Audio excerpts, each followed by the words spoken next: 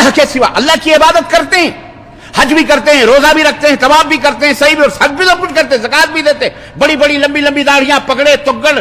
امامے، جبے سب کچھ سجائے ہوئے ہیں، لیکن اللہ کے سوا غیروں کو بھی پکارتے ہیں، اللہ کے سوا غیروں کو مشکل کشا سمجھتے ہیں، اللہ کے سوا غیر اللہ کو بھی حاجت روا، دلوں کے بھیدوں کا جاننے والا کہتے ہیں، اللہ کے سوا غیروں کی چوکھٹوں کے اوپر سر جھکاتے ہیں، اللہ کے سوا سب غیر اللہ کو بھی مشکل کشا سمجھتے ہیں، اللہ کے سوا غیروں کو بھی بیٹا بیٹی دینے والا سمجھتے ہیں، اللہ کے سوا غیروں کو بھی اس کائنات میں متصرف سمجھتے ہیں، چلانے والا سمجھتے ہیں، دینے والا سمجھتے ہیں، عطا کرنے والا، بخشش کرنے والا، گناہوں کو یہ بھی وہی ہے۔ ان میں اور ان میں جو اللہ کو مانتا ہی نہیں، اللہ کو چھوڑ کے چلا گیا، ان میں کوئی فرق بولو؟ یاد رکھو اچھی طرح سے، عبادت و بندگی صرف نماز نہیں پوچھی جائے گی، سب سے پہلے من رب کا پوچھا جائے گا، تیرا معبود حقیقی، تیرا رب کون ہے؟ نماز روزے میدان محشر میں پوچھے جائیں گے، عقیدہ توحید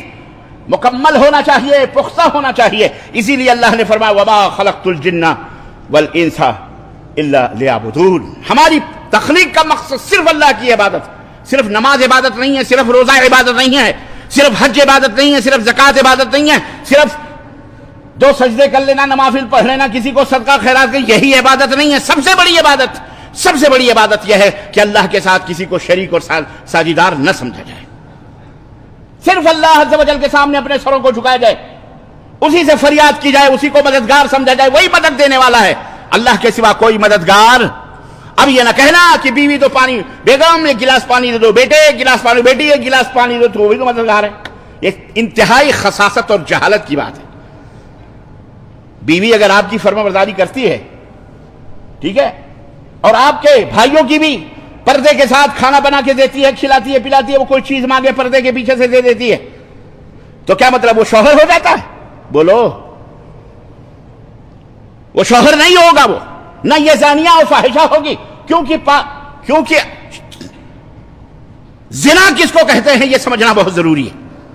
شرک کس کو کہتے ہیں یہ سمجھنا بہت ضروری ہے، یہ بہت ضروری ہے، اس کا علم حاصل کرنا ضروری ہے۔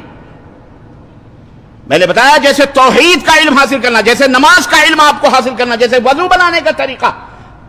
ایسے ہی توحید کے بعد کلمہ لا الہ الا اللہ و شرک کا جاننا یہ بہت ضروری ہے۔ تو اللہ تبارک و تعالیٰ نے اپنا حق سب سے پہلے ہی بتایا۔ اللہ کا سب سے پہلا حق یہ ہے بندے کے اوپر کہ وہ صرف اور صرف اللہ کی